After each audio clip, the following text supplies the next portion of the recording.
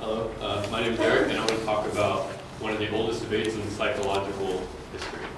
The debate is about nature versus nurture. Has any of you ever heard of this debate? One of the oldest ones. Okay, so pretty much, let's start with some definitions. Nature includes everything from your physical appearance to your genetics and things you inherited from your parents. So they can be hair color, from anything, to ADHD, anything like that.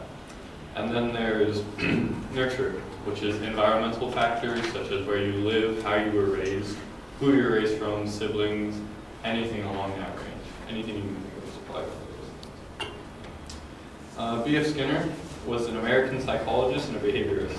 So he believed that he could shape anyone into anything he believed that he wanted to. He quoted saying, "Give me a child and I'll shape him into anything." He was basically telling the interviewer that he can change a whole child's life. He can make them into a doctor, a lawyer, an artist, a merchant, and yes, even a beggar or a thief. This is saying that nurture has a bigger influence, or that he believed nurture had a bigger influence than nature did. The lack of environmental variables is also an extreme difference. So you could have too many variables or too little. For example, there was a woman named Jeannie Wiley. She was neglected for the first 13 years of her life. She was never spoken to for these first 13 years.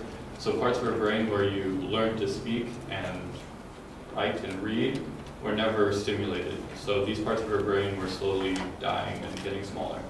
So when she was finally found by the police, psychologists and linguists tried their best in order to restore these parts of her brain, but they were never able to fully get it better to a working condition where she could speak full sentences. It's a fact that nurture is part of development. No good psychologist will tell you otherwise, but there is no 100% defined percentage on how much nature versus nurture makes you who you are. Studies have been going on since the beginning of psychology. It's one of the major topics of it, and has never been 100% proven on what's more